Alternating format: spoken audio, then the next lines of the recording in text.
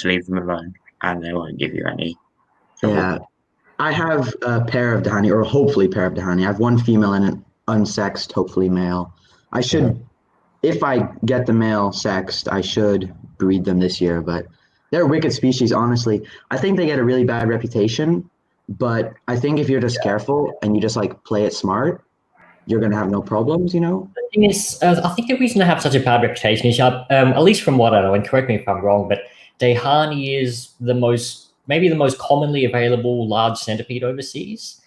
So a lot of beginners will be getting these as their first ever centipedes, and then they don't realize that they've pretty much just thrown themselves in the deep end. It'd be like starting off with an OBT in the tarantula hobby, sort of. Yeah. You know, doable for sure, but you're not giving yourself the easiest start. Definitely. I imagine if one of the calmer species, like, I don't know, I think Ethmostigmus triganopodes is supposed to be really calm. I know Rubripes isn't, but hey. Then I imagine centipedes wouldn't have such a bad reputation in the hobby. Yeah, I definitely agree. I mean, in the Netherlands, which is where I'm based, it's really hard to find inverts for sale. Like, there's not very many sellers in Europe. Yeah. At least like readily available sellers. A lot of there's like kind of like deeper sellers. If you go on Facebook, you could find some smaller ones, but a lot of the smaller ones are illegal. Okay, well that's not exactly the situation for me, but yeah, the first bit was. Yeah. Yeah. And the most common animal I see available is definitely Scolopendra dahani. And the annoying thing is they're always labeled as subspinipes. Oh yeah, it's not even a recent thing. Wasn't it like 6-7 years since the taxonomic revision was done? Maybe it might even be 8 years at this point. I don't know. It's been a long time, that's for sure. Yeah, I know.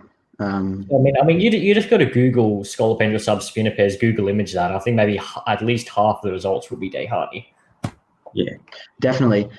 Or either half of them are just like random like North American peds. I mean, I searched up subspinipes and I found polymorpha. I mean, it's weird. Yeah, well, it's like if you look up Scolopendra gigantea, I think even the Wikipedia image is subspinipes. It looks like subspinipes. Yeah, or it's species white leg.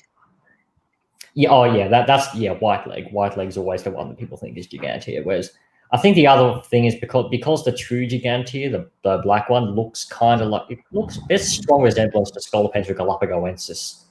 Yeah, but I was reading a couple things and I talked to a few people. Apparently, Scolopendra gigantea species white leg was like they were never together. You know, like there was never a revision of it. It was always the person who originally imported them apparently lied about the name so that they could bring them in.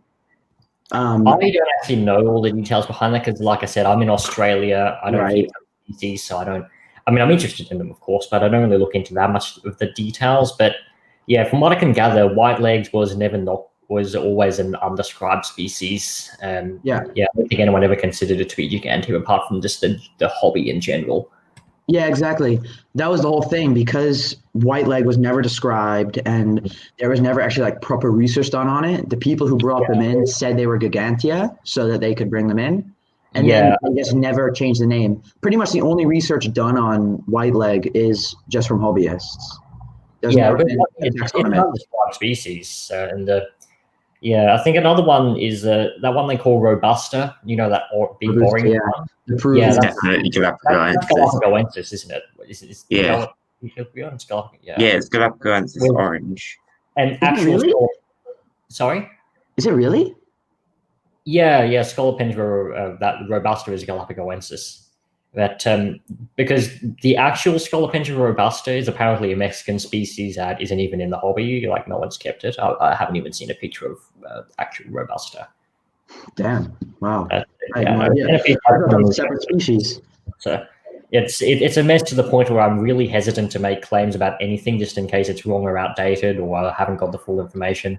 I'll always add a whole lot of taxonomy. When it comes to pea taxonomy, the hobby's a mess.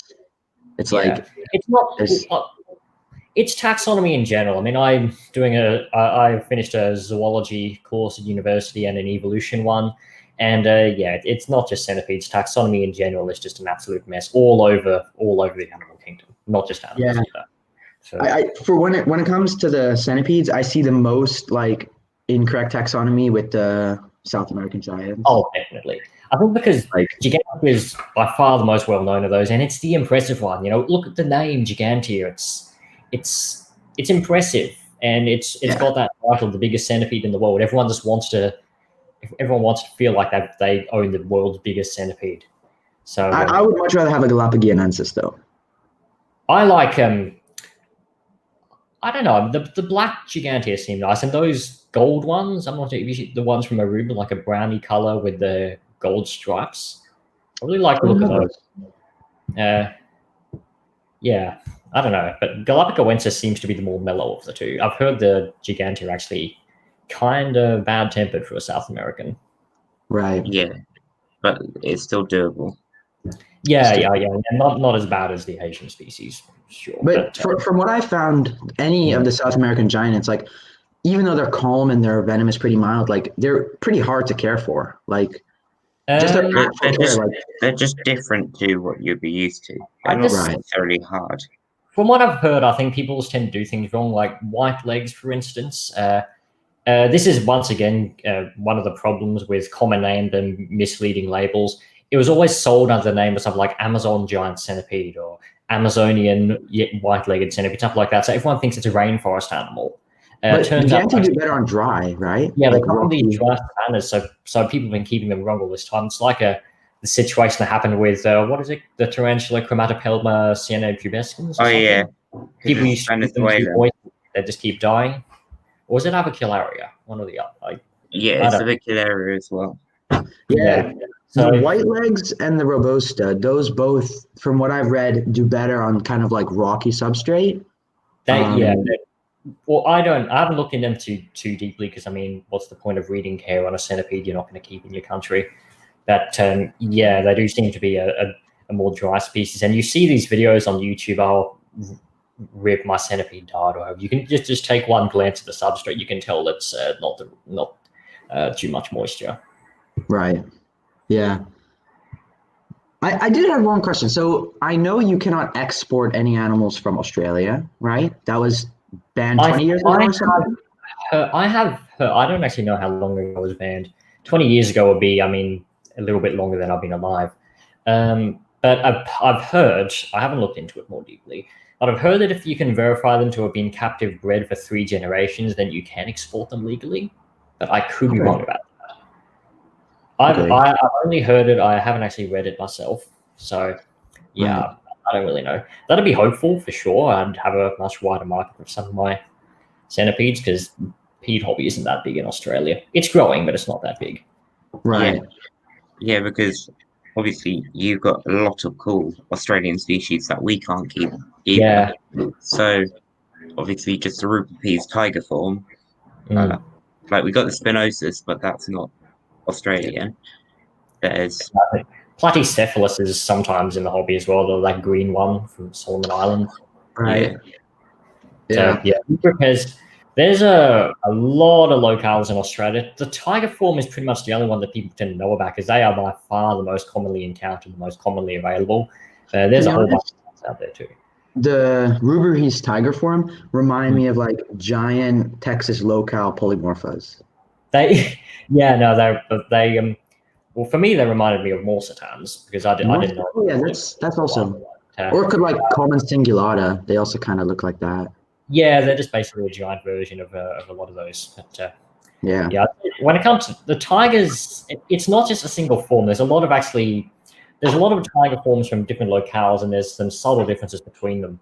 You find that the ones down south tend to have bolder stripes and often a black marking on the head. The ones up North Queensland, for instance, tend to be paler with kind of the stripes aren't as bold and they generally don't have any dark coloration on the head. Then you go further inland and then once again they got bold stripes, and this time often the entire head is dark. And then there's also ones inland North Queensland. These are my favourites. They're like sort of a mahogany colour instead of the usual yellowy orange. Mahogany colour with yellow legs, and they're apparently the biggest Ruperpes in Australia. They'll consistently get to 20 centimetres or so or more. Yeah. Oh, yeah. So, yeah. I had one actually a while ago, but regrettably, I was under the impression it was an arid form because it came from inland. Turns out it was actually from the rainforest, just an isolated patch of rainforest far inland. So yeah, I kept it a bit too dry. Yeah, I mean, when it comes to mistakes like that, a part of me is kind of happy when I make them because then I know it and I've learned like not the right way, but I've learned from it. You learn what's wrong, so you know what to avoid next Right. time. When it comes to centipedes, I mean, they're not exactly the hardest thing in the world. Exactly. Learn a couple lessons, you're fine. Yeah, that's why I usually say experience over research. It's like when someone says like, absolutely. When someone says like, oh, but I've done like this much time on research for my first centipede and it's like a subspinipede, like I'm still gonna say don't get it. You have zero research. Zero experience. Yeah.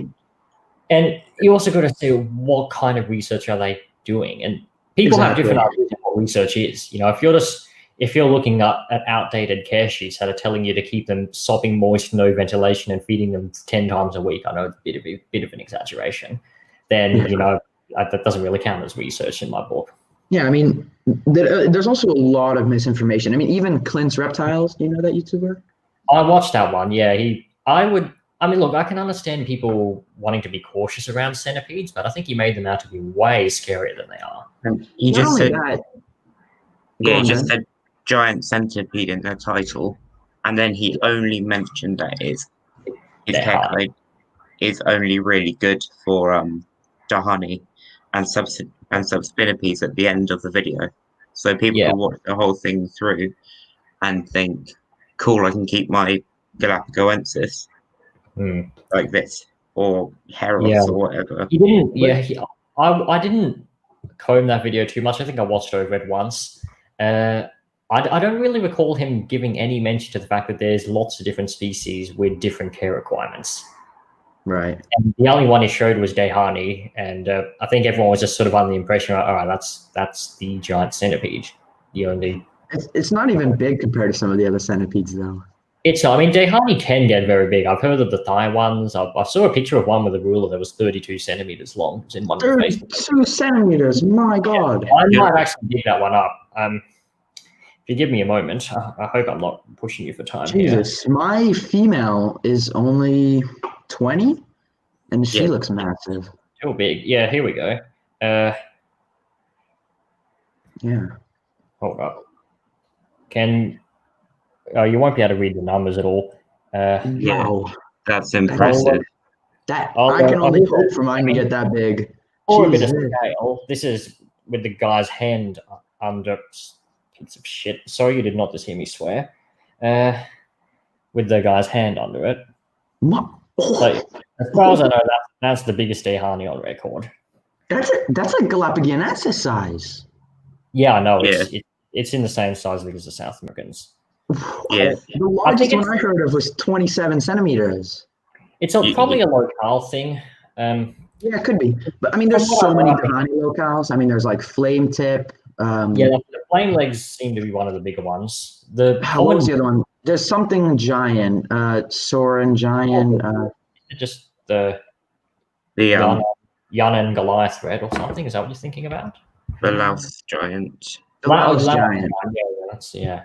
I think that's similar to the flame legs. In fact, the Louse might actually be the locale of the one I just showed you. I mean, cherry red. Cherry red. They're not as big as some of the others, but they're wicked. Yeah, definitely the most beautiful Dahani locale. Oh, yeah. I mean, there was a huge discussion a few years back, which I remember, about whether it's subcentipedes or Dahani, and there was a huge argument about it. I think how they done it with the subspinipedes cherry red and the Dahani cherry red is the Dahani cherry reds are the lowland and the subspinipedes are the highland. If I remember correctly, that's how they separated it. And the highland subspinipedes cherry reds are super rare. I think they're both Dehani, aren't they? What did you say? I think they're both Dehani. Are they? Yeah, they're both Dahani. Just they're different. They're just I don't know. I read a small article about it, so I haven't done extensive research over it. It's kind of and when it comes to, I don't know, these days I just tend to assume whenever I read subspinipedes, I just always assume it's Dehani unless I've actually seen a photo. Same. Yeah, 99% of the time it is Dehani. Oh man, me and Ben, we were talking to someone who shall not be named, but He bought his first centipede, and he said it was Chinese red-headed centipede, Scolopendra subspinipes. And no subspinipeds are found in China. So it was either Mutilans or probably Mutilans or something. Mutilans. But it was Dhani. It was Dhani. The animal in question was Dhani, but then he said it was cherry redhead subspin. It made no sense. Oh yeah. A lot of people just make up common names. You should see the back when I didn't know about buying inverts online. I'd always rely on pet stores to get stuff from. The kind of weird common names they sold stuff on. Oh my god. I know. Yeah, that guy got all his information from the pet store. Not surprised. Yeah, that is a moment, a phase in my invert keeping life that I'm not exactly proud of. I'll say that. Yeah, I mean, before I really got into inverts, I was a huge reptile guy, and I'm still really into the reptiles. I got a ton of reptiles, but I like reptiles. I had a pet snake a few years ago, but it's a tad high on the maintenance for me, especially when it comes to heating equipment and stuff. Now I'm used to it. I've been keeping reptiles 9 years now, so I'm fairly used to it. Yeah, I kept reptiles for maybe 3 years. Centipedes I've been keeping since I was, I think, like 10, 11 years old at this point. Yeah, I've been keeping peds since I was 9. Awesome. Yeah. I always, even at my age now, I'm nearly 20. I still get condescending comments like, "Oh, someone your age should not be keeping centipedes," and don't get me started on the funnel-web spiders either. And oh boy, you don't want to know my age. Yeah, like I can't wait for the backlash I'm going to get today, because I'm putting up a Scolopendra polymorpha bite report, so that would be good. Oh yeah, right, yeah.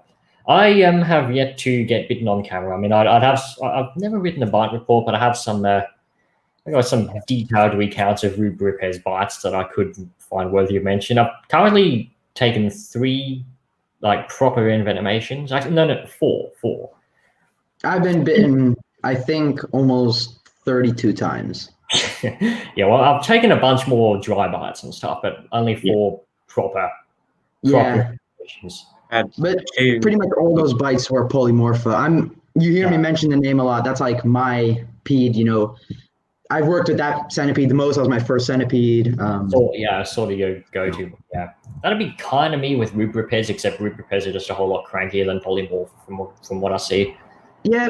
Polymorph are very nippy though. They really enjoy biting. Yeah, Rubripeds. They're very unlikely to give you a full dose of venom. Usually they'll dry and bite, but they just like to chew on everything. Same with polymorpha, yeah. In my opinion, Scolopendra morsitans is they can be a real good one. Like the first centipede I ever kept and first centipede I ever handled was a Scolopendra morsitans, and it went great. Never got bitten once, and he just calmed down so well. And morsitans are their temperaments are a bit of a mixed bag. Usually, I would say they're not aggressive at all, but they're very nervous. They'll run around and bolt at the slightest disturbance, but they're not very prone to biting at all. Yeah.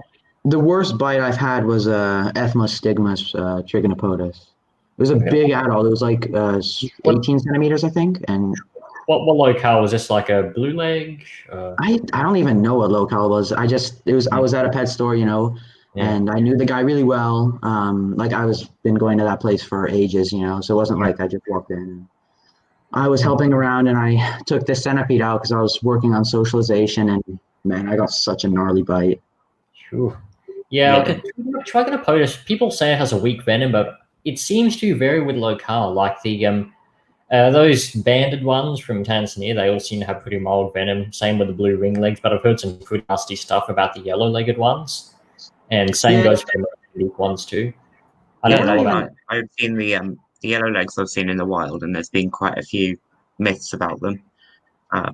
Obviously, people dying after bites. Typical myths with centipedes, but they are not to be messed with. Yeah, or same. When I went on year 11, I went on a school trip up to North Queensland. It was sort of a tourism / community service thing. We went up to visit the Aboriginals and did a bit of kind of building stuff, some community work, and we were pretty much right in the right territory for big tiger form rubric pairs, and boy, are those things feared up there. Yeah.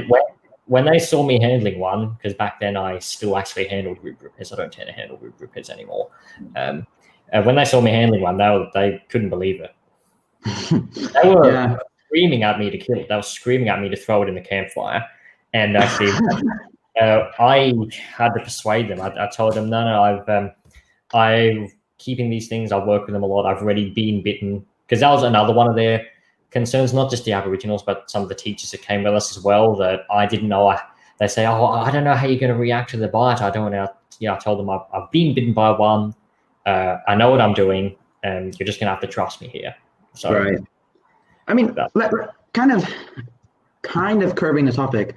I want to talk about like socialization, because I want to get to that too. In fact, sorry to cut you off here if you don't mind, but centipedes, they calm down with handling for sure. But there's one thing I've noticed, which has actually stopped me from handling some centipedes I've been working with. If you mess up repeatedly, from my experience, sometimes they tend to get worse. Definitely. Yeah. Like, there was a young male Scolopendra morsitans that I've been handling. Been in a couple of my recent YouTube videos, and he was going really, really well. But there were a couple of times I accidentally poked his terminal legs while I was moving my finger. Accidentally breathed on him while I was trying to get him out of his enclosure, stuff like that. And he just started getting nastier and nastier. And now I realized if I kept going with him, I'd be basically asking for a bite. So I didn't. What I found, at least with polymorpha, is when you're socializing, they seem to bite without warning as well. Yeah, definitely. Me and Ben, we've just started really working on socialization with peas, because I work with like big lizards, like monitor lizards and stuff like that. Yeah. And with them, I'm always trying to like push their intelligence, see how far I can go, right? And I kind of want to transfer that into centipedes, because I think they're more like mentally grounded than we give them credit for. They're smarter than your typical bug. I'm pretty certain with that. Yeah, especially compared to most invertebrates. Like, you could try it with an OBT, but I wouldn't recommend it. You're not going to get anywhere with it. Well, considering how many people have been keeping and handling tarantulas way, way more than centipedes, if they got used to handling, it would have been common knowledge by now, I'm sure. Yeah. Right. Yeah. Right now, I only have my one polymorpha and my 2 Dahani. I'm definitely getting some more centipedes soon, but obviously I'm not going to try to socialize my Dahani. That would be a death wish. But my polymorph, I've been working really hard. I've had him just over a week now, and he's already, I can hand feed him. I can, just pick him up. Yeah. He's super chill, honestly. Yeah. Definitely. I've heard Scolopendra heros is a good one to do it with. Yeah, but they're expensive. Yeah, really expensive. Even cool. It's a juvenile. Yeah. Juvenile sub-adult. In my opinion, I'd say that's the best age to work with. They're not so small that they're, super delicate and easy to lose, but at the same time, they're not too huge to be a bit intimidating. Now, this is one I've had. I've been bitten so many times by this species. I'm not even worried about bites. Yeah. Well, when it comes to me, it's just, look, let's just say I don't fancy taking exams with one of my hands swollen from a centipede bite. Right. Yeah. And add that to the fact that I'm a part-time cross-country coach and all that, and a centipede bite is just going to be a big inconvenience. Right. But, definitely. I mean, I'm also at the point in my life where, like, this is the main thing. I'm really starting to start my business and, like, fully get into this, So I'm just trying to push as many things as I can and just trying to learn as much as I can. Yeah. I often found with socializing centipedes, I see a lot of people that just want to handle every centipede they own, but honestly, I think it's best to just pick one and go with that. Yeah, like this one here. This is one I've had trouble identifying. This was sold as Scolopendra cingulata, but it's not, because it's way too long. Is it Mirabilis? I'm not sure. I was thinking Darmatica, because it's got red terminal legs. I'm just saying color is not the best way to identify centipedes. Yeah, I know. Yeah. But it's definitely not cingulata at all. It's because cingulata are generally very stocky. Yeah, no. This one, and I've had a few people saying Morsetons, but I doubt it just because, once again, the posterior legs are off. The terminal leg shape doesn't seem to fit Morsetons Yeah. for me, and I've seen a lot of Morsetons. Yeah, that's why I was thinking of asking you. Yeah. Well, I'm sorry I don't have one to get out for you because, like I said, the male Morsetons that I've been working with kind of turned nasty. I messed up too much, and Yeah. Morsetons venom, it's worse than I expected. They punch well above their weight for sure. Yeah. I've had a few bites from Polymorpha, and then a dry bite from Scolopendra dahani. That wasn't pleasant whatsoever. That is a lucky. If you want one to get a dry bite off, then that's the one. Yeah. Because even the dry bites really hurt. Obviously, they're massive. Physical damage. Yeah. Yeah. I just the mental thing, just the fear of, oh god, I just got bit by a dahani. Is the pain going to set in? Yeah. One of our friends, he's been bitten twice by Scolopendra dahani on his back and the elbow. Because he slept with it. It escaped and it went to his bed. So not on purpose. That was going to sound really weird. Okay. Oh yeah, no, that came out. We always joke with him because he tried to sleep with a centipede, but Yeah. He yeah. received from what I could see, he received full envenomation as well, but he was completely fine with it. It was weird. Yeah. Yeah, he has like a hole on his back from the envenomation, like a big old scar. Yeah, and bear in mind, you got apparently things like Scolopendra hynatum and Hardwicki Spinosesima. They're apparently even worse. Makes you wonder what they're like. I want Hardwicki so bad. There's only like 6 in the European Union now, so yeah. I mean, you just got to look at the aposematic colors on that thing. That does not look like an animal you want to mess with. Yeah, Hardwicki, dude. I've worked with one before. I've held one in the past, and I went to a invert museum kind of show place, right? And it was like an invert zoo. That's the better word for it. And they had 3 Scolopendra Hardwicki. Excuse me. 3 Scolopendra Hardwicki, and I got to work with them and feed them, and it was definitely an experience I'm going to remember. They're so stunning, honestly. Yeah, I mean, they're even more beautiful than the photos. Yeah, I think the general rule with centipedes, they look so much better in real life than in pictures. So I can only imagine what it'd be like. Definitely. Have you heard of the Caranda ethmostigmus rubripes? They're like, if you've seen pictures of them, they look pretty decent in pictures. Got that sort of dark green body with the bluish legs. Oh, they look so much better in real life. I've never seen one. Oh, you've never seen one? No, I've never seen them in person. I've seen photos. They're an Australian one, so yeah. And then obviously the ethmostigmus rubripes spinosus. They look cool in pictures, but in person, it's almost like they've got an iridescence to them. Yeah, it's amazing. I've worked with them before as well. They're really amazingly stunning animals. Yeah, they're very metallic look to them from what I've seen. Yeah. They are cool species, but yeah. They just every time I get a new centipede, it just looks so much better in person than any of the pictures that the sellers send me beforehand. Right. Yeah. With my Polymorpha, when I bought him, the site, they didn't even have photos for it. I asked for some photos. They sent me some, and it looked like a Texas locale. I was like, okay, cool. I've never actually kept Texas locale, right? I got it, and it's like a California locale, which is like nice for me because that's a species I grew up catching because I was born and raised in California, right? Yeah. So it's a nice surprise, but pretty much with all centipede locales, I know nothing about them except for Polymorpha. Well, that's the same deal with me. I don't know much about the locales of overseas species because aside from academic curiosity, there's nothing really not really relevant to me at all. When it comes to the Morsetons and rubripes locales, I can normally tell where it came from just by very subtle traits in the color. Right. Yeah.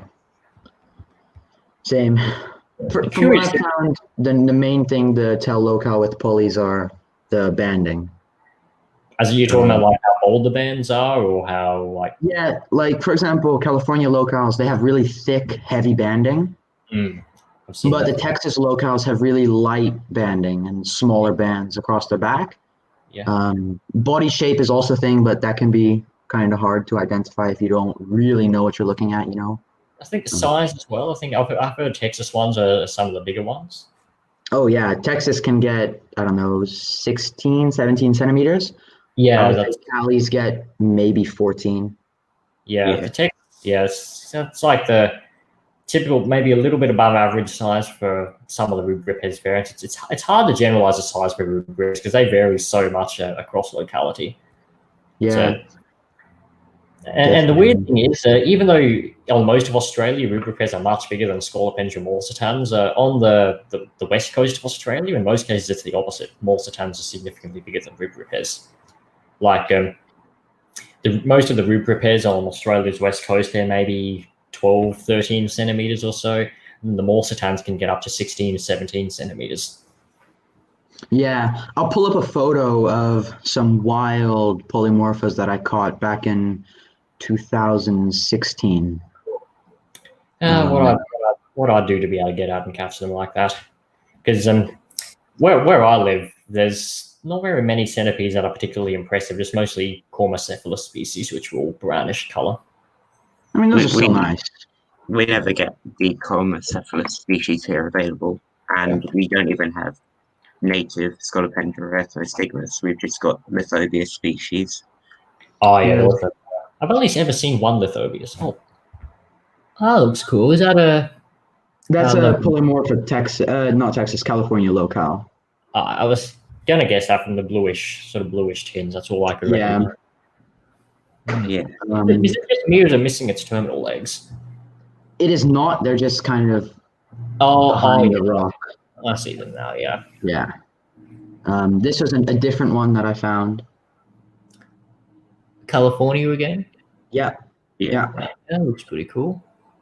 Yeah, I mean you can see the more broad banding on them. I don't know if you've ever seen a Texas locale. It's a same sort of deal with the tiger form group repairs as well. Can't really dig up anything in the way of pics. Do you remember what I was saying about the tigers from the more southern parts having a black marking on the head? Right. Yeah, I see that. That sort of thing right there. Yeah. It's these sort of subtle things you look out for. Yeah, but I mean, obviously, it's very clearly like if for the untrained eye, trying to tell locales would be like almost impossible.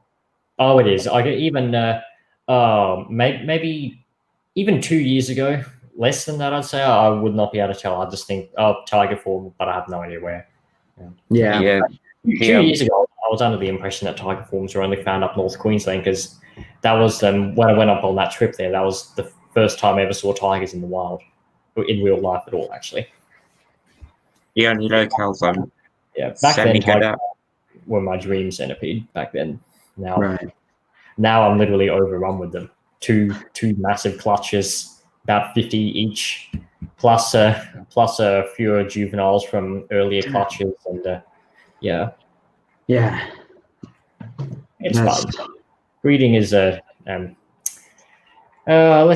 time I underestimate just how many there are in a clutch. Right. Yeah. And obviously, from what we've seen, from what I've seen on Facebook, you've had some weird genetics as well with your. You saw that? Yeah, the one just how in a mostly green clutch, one was just gold.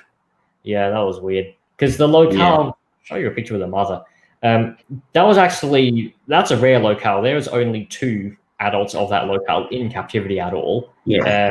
One of them, thankfully, was my gravid female. This is her. You can't see her head. Stunning. That is. I need some Ethmostigma species. Personally, I like Ethmostigma better than Scolopendra. I just wish that rubripedes weren't such dickheads when it came to handling. Sorry for the language. No, it's fine. Trust me, this is no friendly podcast. So I was so happy when I saw that she was on eggs. She's the only centipede I've ever had that hasn't laid her eggs on the surface. Oh, what's happening? Oh, right. Yeah.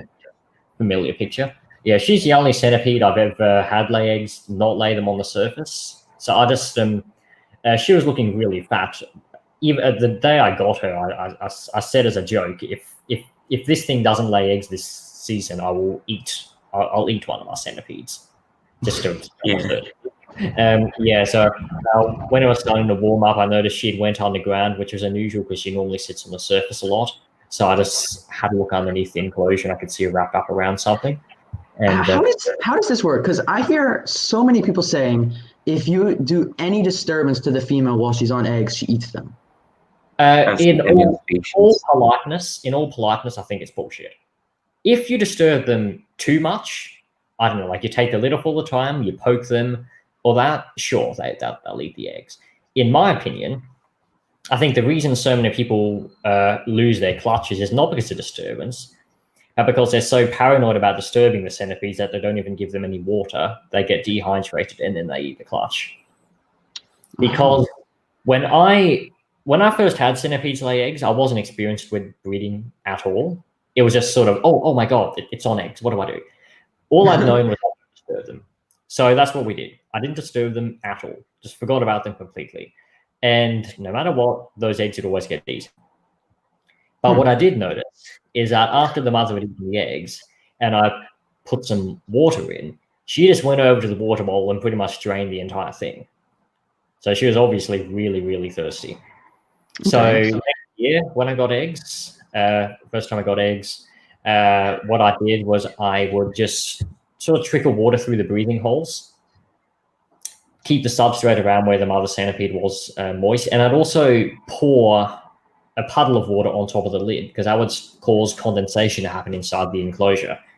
And that combined would keep it moist in there. And even though there was some minor disturbance, from, spraying, sort of tapping on the enclosure because I'm trying to spray into the breathing holes, a little bit of disturbance every now and then. And none of the clutches got eaten. That's interesting. So I think it's just another case of outdated online information.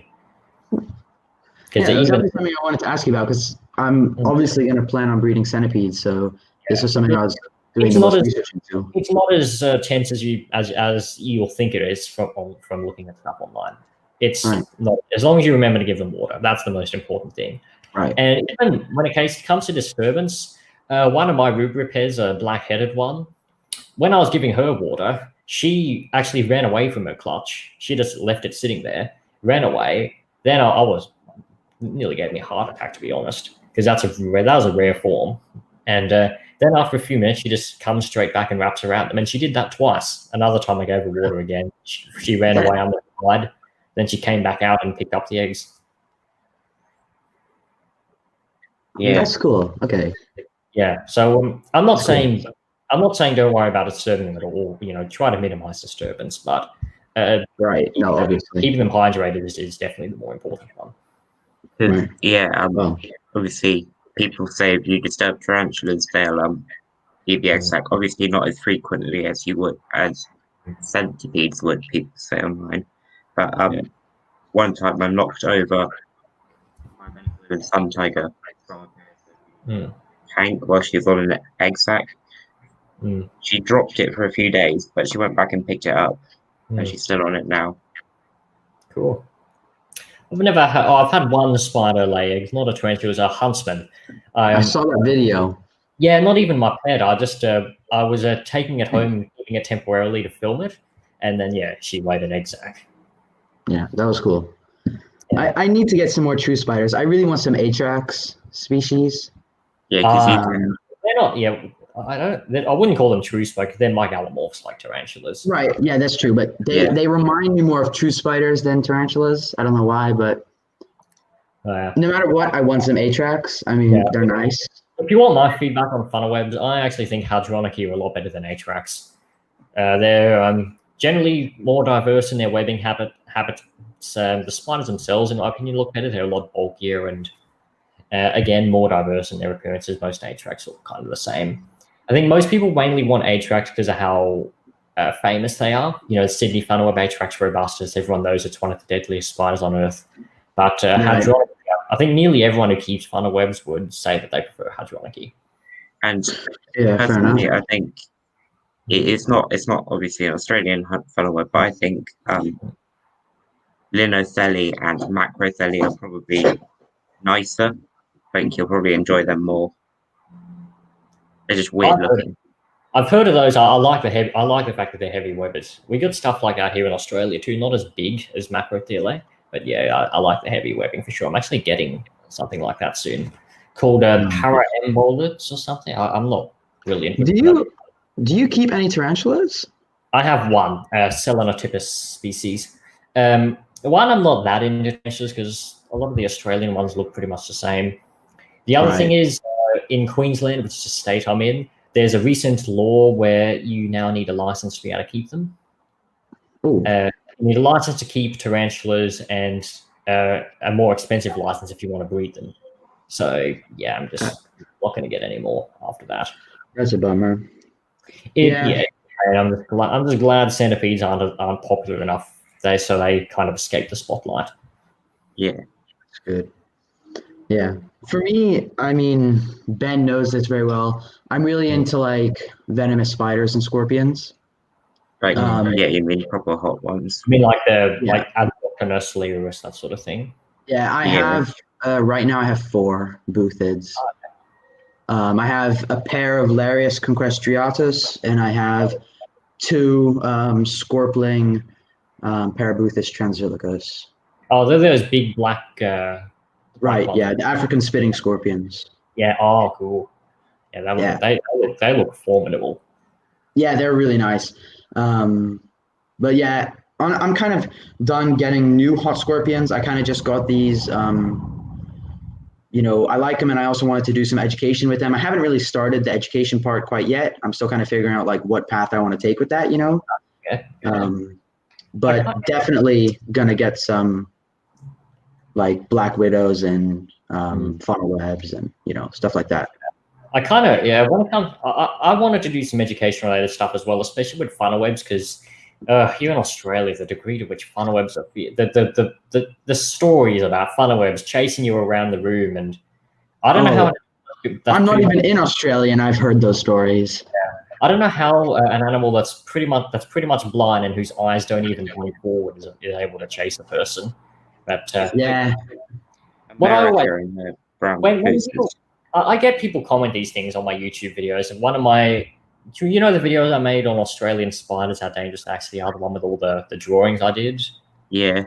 Yeah, I got a comment on that fairly recently. I was saying I think you need to reevaluate your sources because I want to actually get the comment out. Sorry if I'm holding you up here. I hope you're not in a hurry. You're fine. No, we got time on days. Good. Yeah, so I think you need to reassess your sources, mate. I dare you to try and sweep one outside with a broom. You'll change your stripes very quickly. One night on holidays in Tweed Heads, my girlfriend and I were terrified when making one seriously cranky by trying to sweep it outside. It turned ultra aggressive and we legged it and got a different room. Ultra aggressive. Web spiders can't even climb out of a plate. Oh, that's brilliant. Ultra aggressive. Yeah. What I don't get is in that video, I had cited scientific papers as references. And I don't know how people actually expect me to take their... He told me I need to reassess my sources or something. I don't know how he expects me to put one guy's anecdote on the same level as scientific publications. Exactly. Like he's talking to someone who has personally keep these animals, and his only experience is like trying to sweep under the broom. He actually said, he replied, I can read you the whole thread if you want. Sure. I replied, all of the reports of funnel webs being super aggressive come from people who are already scared of them. These are the same people who tend to be the least knowledgeable about these animals and the most prone to exaggerating or misinterpreting the animal's behavior. Everyone I know who has actually spent an extensive amount of time with them, including myself, has never seen anything that could be called aggressive behavior towards humans merely defensive. Been keeping a variety of species as pets for a while now, and have searched for them in the wild too. My sources are actual scientific papers that are linked in the description, and I'm not going to place someone's anecdotes on the same level as that. Do you think that was a reasonable response? Definitely, yeah. Mm. Yeah. I mean, I'm pretty bad at like staying level-headed when people like come at me saying I'm doing something wrong, you know, when they have zero experience. Like I'm bad at staying calm with those things. I'm getting better at it. I'm not going to lie. I'm kind of an argumentative person, especially when it comes to topics I'm passionate about. Same. It depends on what the person is like. You know, if they just seem to be genuinely misinformed, but you know, ultimately not with bad intentions, I'm fine to have a chat with them because you know, chances are I'll be more than willing to change their minds. Exactly. Problem is, a lot of people can seem like that in their initial comment and then turn nasty real quick in the replies, which often leads to you getting sucked into an unpleasant argument. That didn't really happen in this case, but it's happened in other cases. Like the guy replied, I just don't think it's helpful when stating funnel webs are placid and non-aggressive when I try to gently brush one outside a door with a broom and went completely berserk. They're very vicious, and it was seriously trying to bite me. If you ever encounter one, please try and brush one outside. Well, first things first, I already have encountered funnel webs because I got a bunch of them right behind me. And secondly, I wouldn't brush it outside with a broom because that would have been seriously close to injuring the spider. I'd just scoop it up. Yeah. The third one It is turned aggressive because he was trying to sweep it outside with the broom. and how the other one was saying it wanted to bite me, not wanting to bite the broom, wanting to bite me. And the thing is, how does a spider even know that a broom is long? The spider's blind. How does a spider know that there is a strange hairless? I doubt the spider could even see the broom. It just probably felt like, oh, something's touching me. What is this? The spider's responding to something big and hard right in front of it. It's not going to have any idea that there's that thing that's attacking it is being held by a huge primate. Yeah, exactly. Yeah, that's the sort of thing that happens. And ultimately, when it comes to these, it's easy to understand why people are so misinformed because it spreads so easily. Especially because it's a bug, you know? Like people, from what I've seen, people have no problem at all believing stories about bugs. Oh, or snakes or lizards even. Yeah, like snakes I'd say even worse, if anything. Yeah. Not lizards, not so much, because not many people are scared of lizards from my experience. But yeah, snakes and spiders. Oh boy. I even in the pet shop one time back when I still bought stuff from pet stores. I was getting a big centipede and green form root repairs, and some little girl was like, "Oh, what is that?" You know, just being curious. She wasn't scared at all. And the mother's like, "Centipede has got lots of little legs and they crawl into your ear and eat your brains." And the girl's immediately, "Oh my god, I'm never coming to this store ever again. Oh my god." That sucks. Honestly, that's like really one sucks. person who was, 10 seconds ago was curious and genuinely interested is now misinformed and fearful and believing something completely ridiculous. Yeah. Give me 1 second. I'll grab some water. It's learned fears. It's like exactly the same with arachnophobia. People saying, like, I've got a lot of. I personally specialize in tarantulas, and people keep saying when I handle them, not that I would say you should handle tarantulas. People saying, "Isn't it going to bite you? Aren't you going to die?" When it's a new world Grammostola species, that's not going to do anything. Yeah. All right. It's a mixed bag when it comes to talking to people with fear of spiders, because often it's actually very satisfying. A lot of people, especially when you talk to them in real life, when they're actual friends or stuff, not just random guys on the internet looking for an argument, they'll listen. It's actually very satisfying to watch their misconceptions just fall apart in front of their eyes. When I told one of my mates to be raised to be deathly afraid of funnel webs, that no one's been killed by one of them in 40 years. Only 17% of bites from Sydney funnel webs are bad enough to even require medical attention. Or that he couldn't believe it because he was brought up believing that just a little nip from one is basically a death sentence. And and it's you watch it just fall apart. You watch everything that they've been misinformed about, everything that's driving their fears just fall apart, and it's great. Another one of my close friends, probably the friend that I've known for long, so I've known him since grade 1. He used to be really afraid of spiders, and now he doesn't seem to be that bad because even though he's never straight up told me, I've got over my fear of spiders now. But when we went out on a trip to Mount Nebo recently, actually I filmed the trips up on my YouTube. The one with the millipedes and huntsman spider and stuff. Like he lifts up this log, and there's a funnel webs web right under it. And normally, knowing he was scared of spiders, I'm sure it would have freaked out. But he didn't mind at all. And from what I've heard, apparently it's the way I behave around spiders that tends to make people less scared of them. It's informing them helps for sure. But I think the thing that makes people initially informing them is something that you do after, something that they're already a bit interested. But from my experience, when it comes to just overcoming that initial fear, helping people, I actually just think letting them watch you act normally around a spider tends to help a lot. I'm not sure, especially in my videos that involve funnel web spiders, I tend to kind of joke about them a lot. I tend to joke about them not being able to climb, call them fat, that sort of thing.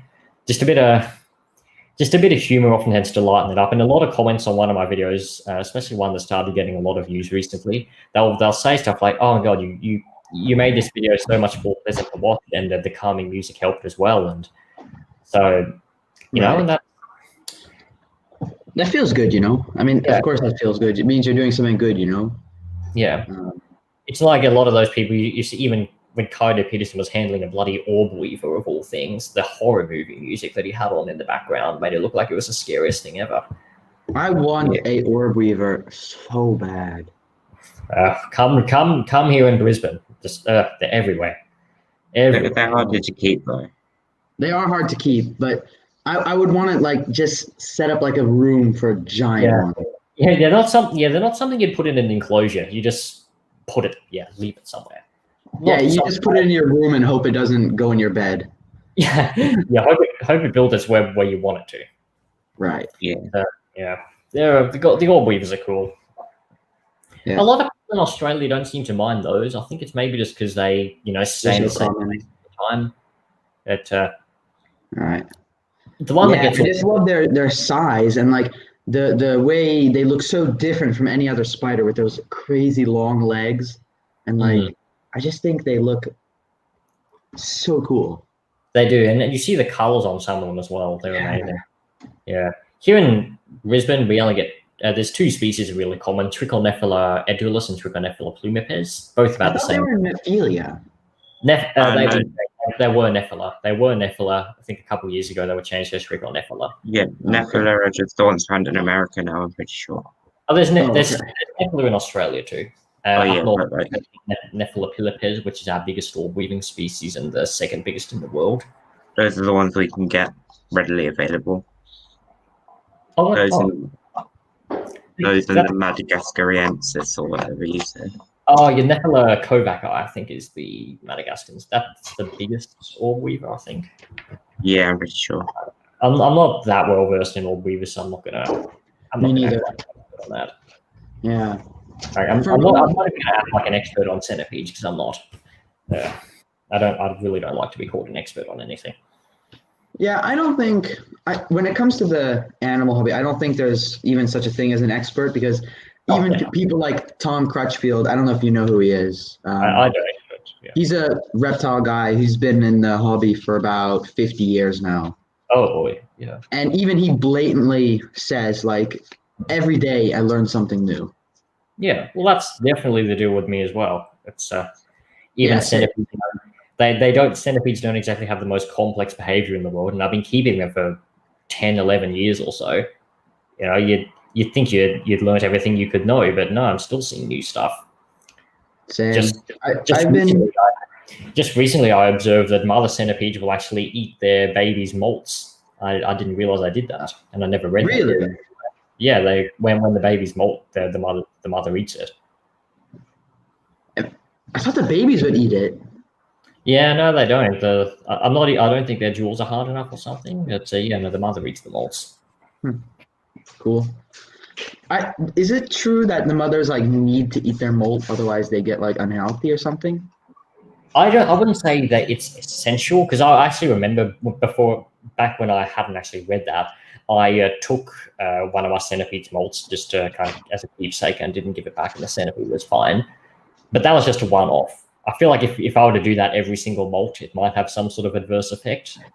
Right, because from what I've heard, is it has some very beneficial things to help harden their toxic agnats. Yeah, I feel like it's like I said. When I took that mold, it was just a one-off. I feel like if I've done that repeatedly, it might have had a bad effect, but I think doing it once didn't really have any issues. I've never actually ever seen one of my centipedes molts. Like, once you breed them, you will see it because peedlings molt quite often, especially in their first year. Yeah, well, yeah, but never seen one of my adults molt. I have, because a lot of my centipedes sit out on the surface no matter what, especially ones that I've owned for a long time. They get used to. Is that something you've seen too? They get used to light after a while. Yeah. For me, not. I mean, my Dahani, I've had them for a few months now. They never leave their hide. It's like say that, Ben. Even Tarantulads, which don't have the physical things. I've seen changes of them because I've seen the Tarantulads marionettes in the wild, and they're all hidden away. Yeah, I put one in captivity, and it's always out and about on the web.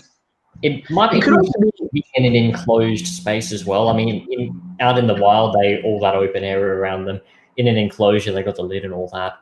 Probably. Yeah, it could also be like captive bred. I don't know how much of a difference it would play, but maybe if they're captive bred, they're more used to this lighting and this kind of setup. But if they're wild caught, they're more used to hiding to be safe.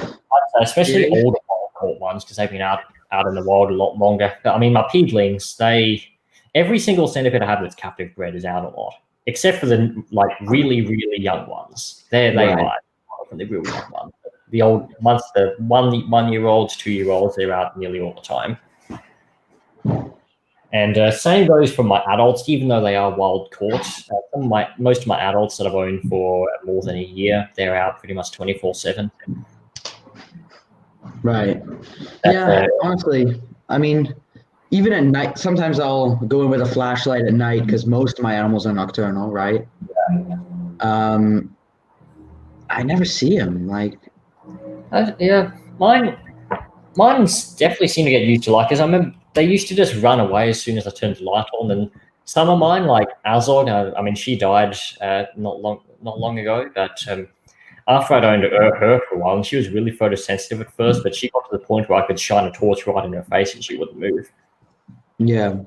What are I have no idea why I've never researched, but what are the eyesight for centipedes? Is it similar to Tarantulads or? I can't imagine it being much better than a tarantula's because, again, they're very smell-oriented animals. So that's not right. It's Scutigiromorpha. They got big compound eyes, so that's a lot more important for those. Yeah. But the Scolopendrids, they don't have very good eyes, and some of them, like Scolopocryptops, are completely blind. They don't have eyes. Yeah, from what I've seen though, like the Scolopendra, they're really good at sensing things. Like I would say almost as good as Tarantulads. Like definitely.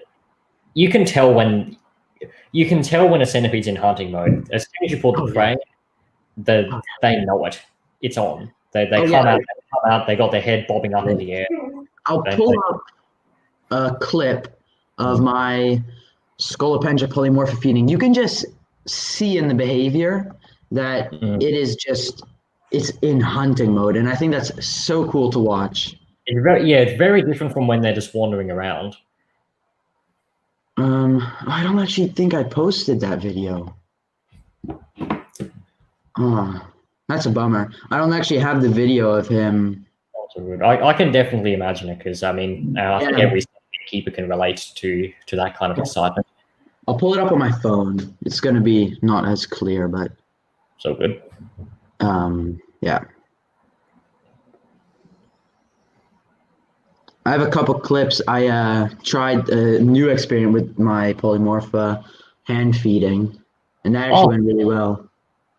Oh yeah, I've heard mixed input about hand feeding. Some say that it's good to calm them down. Others say that it makes them associate you with food. And I think it depends how you do it. I think if you for example, people say when the centipede's on the food in the cage, try stroking its antenna and stuff. I think that's bad. I think that'll associate it. But what I did here was the centipede was already in my hand, And then with my other hand, I place the feeder next to his head. That's the only time I've ever hand-fed centipedes, and I've never had a bite happen as a result of that. I had a Scolopendra morsitans, a variant called the Flame Leg. I'm not sure if you've seen a picture of them. They're really cool looking. I haven't. I'm gonna see if I can dig one up. And he calmed down really well. Downside is he had a bad molt. That sucks. Just pretty much only a week after he'd gotten fully socialized and calmed down, he had a bad molt. But I'll dig up a picture of him. Morsitans is generally the centipede I'll stick to when it comes to socializing, because even though they're jumpy as heck, they're not very bitey. That's the flame leg morsitans. Oh, those are stunning. Yeah. I got a guy in Western Australia, which is where these are from. He has one on eggs right now, so I'm rooting for him. Yeah, those are nice. I really need some ethmostigma species. Yeah, ethmos are great. I just love how bulky they are. Yeah. Another ethmostigma I really like, and I don't have one anymore, but it's ethmostigma murai. Very unique. I got the video. It's kind of long, but you can see how he's moving fast. You saw that? Yeah. And you can just see it's way more alert. It's sensing around. Yeah. It doesn't just walk in a straight line. You see it probes anything that's nearby. Exactly. Even though, like, your enclosure, it doesn't seem to have that many, features and stuff. But it does. I just took it out. Here's the actual enclosure. Oh, I see. But if there's hides, for instance, you'll see the centipede will be probing through those, and if it's not normal behavior, if it's just wandering around, it doesn't do that. Yeah, you see, just got it right there. Yeah, no, that's cool. Yeah, you can even see their terminal legs are out, like they're ready to grab something with their terminal legs. In case it comes from the back end as well. Exactly. Yeah. People underestimate centipedes for sure. Like when it comes, everyone says, "Oh, a vinegaroon or a vinegaroon would dominate one or something." I think, no. I think the reason you watch that show, Monster Bug Wars. Yeah, I know that. Yeah, remember the episode where a vinegaroon killed this Scolopacriptops? I think it was dropped out. It was a Scolopacriptops species. It was, but that was also a little bit exaggerated. Like that was a tiny centipede. Yeah, I know. That's I mean, they're tiny, and everyone was thinking a vinegaroon would dominate any centipede. And I'm thinking, hey, Tahani would wreck a vinegaroon. Oh, well, I've seen a picture of a Scolopendra hardwicki eating a vinegaroon in the wild. And I don't comment on bug fights because just the name of my channel would make people think I'm biased. Yeah. Emphasize it's pointless anyway. And the other one I consider invalid is those Japanese bug fights where they put them in the enclosure, an empty enclosure. That pisses me off. They piss me off, and they don't represent in any way how an interaction like that would go in the wild. Like, exactly. A lot of them involve stag beetles or Hercules beetles. They're not even predatory. Yeah. If a stag beetle encountered a centipede, scorpion, tarantula in the wild, it wouldn't even be a fight. Stag beetle was not even a carnivore, has no reason to target it. And any predatory animal couldn't face a stag beetle because they're too tough, Yeah, that's what I mean. So they just go their own way, and oftentimes it really pisses me off. Honestly, it's like they're just forcing animals to kill each other. It's no different than dog fights or chicken fights. It's not, and it's not even feeding because you see in most cases the winner doesn't even eat the loser because they're not attacking and feeding responses. They're not hunting. They're just trying to get out of the enclosure and just lashing out in self-defense when they happen to bump into each other. Yeah, exactly. Man, it pisses me off, honestly. Yeah, you'll see centipedes in particular that all they tend to do is just run around the edge of the enclosure, and they often tend to lose a lot because they just keep running around the edge in whatever they're up against. I know. I'm always cheering for the centipedes. Yeah, eventually gets to it. Yeah. Same here. I'm obviously biased because they are my favorite inverts, but I tend to root for them all too. Yeah, we're in this group chat about inverts, and everyone always makes fun of me because I'm like, I always talk about centipedes, and I'm like always like geeking out about centipedes. and everyone always makes fun of me that I'm like, that's the only invert I know about, Can absolutely relate.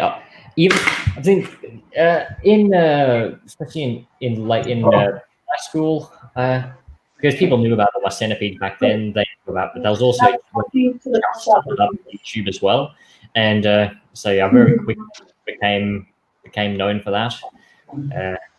Right. Which was a blessing and a curse. A lot of my mates just sort of found it a nice little quirk about me, but it also led to a few people deliberately sending me pictures of themselves killing centipedes. And I'm like, why? I don't know. The thing was, when I was in middle school, I was people would always get me when there was an animal that they wanted to like take out of their room or something. And that was really good because I actually managed to save like a lot of animals because people would always just I'd rather run around for the like that than have people filming me. That's exactly what happened on school camp. Whenever there's a spider in the room, everyone calls me. Yeah, same.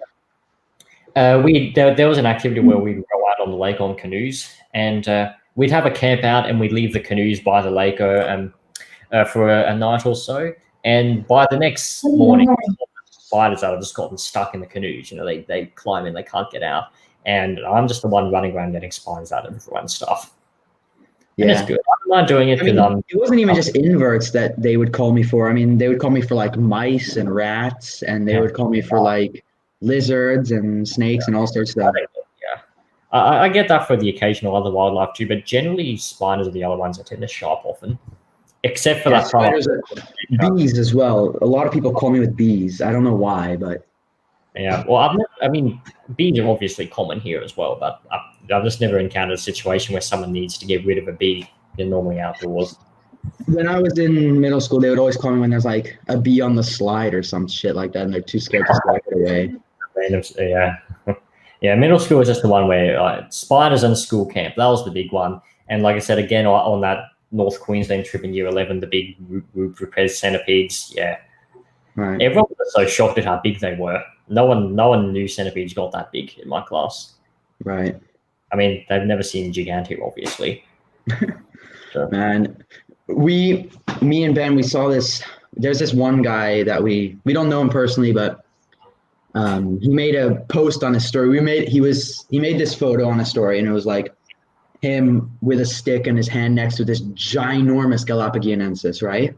Yeah. And we made a joke to him saying like, poke it, Mm-hmm.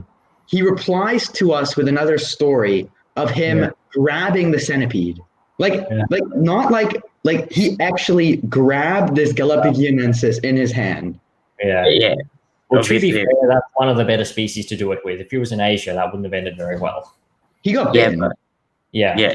And they will cut through tendons, probably. They've got incredible jaw strength. The South Americans, from what I've heard, their physical strength is just unmatched.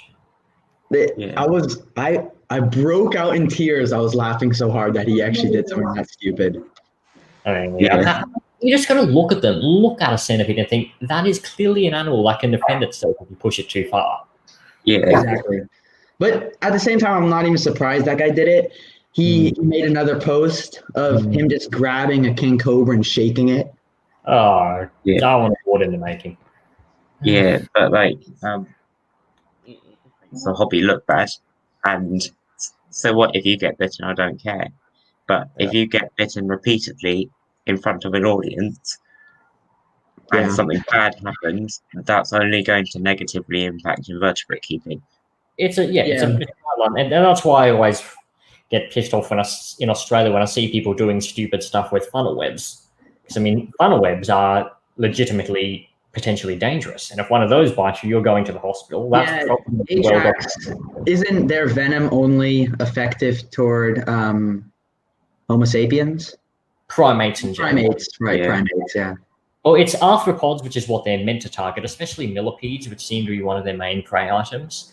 And then apart from that, it's just a pure coincidence that their venom's super strong against primates. It's so funny. I just it's like so random, Yeah, and it doesn't affect other mammals much at all. Can't even kill a dog or a cat, but humans. Funnel webs they're an interesting one for sure. People often freak out when their dog gets bitten by a funnel web or something. Yeah, and then it's like, no, that's fine. Dogs are not going to be killed by funnel web. It's tarantulas, actually. Australian tarantulas are more dangerous to dogs than funnel webs are to people. Yeah. Yeah. I'll pull up some photos of some of the animals that I have. Some people don't realize that Australian tarantulas are still technically So- New World. This is the Laris concrestriatus pair, the Death Stalkers. This is where you actually pairing them, I guess.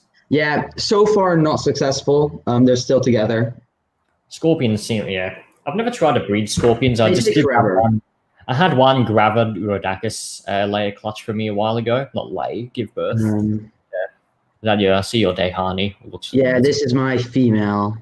She looks cool. Is she a typical Vietnamese locale? Yeah, just normal Vietnamese. This is the hopeful male. He's really dark. Oh yeah, he looks cool. Yeah, my female's dark as well.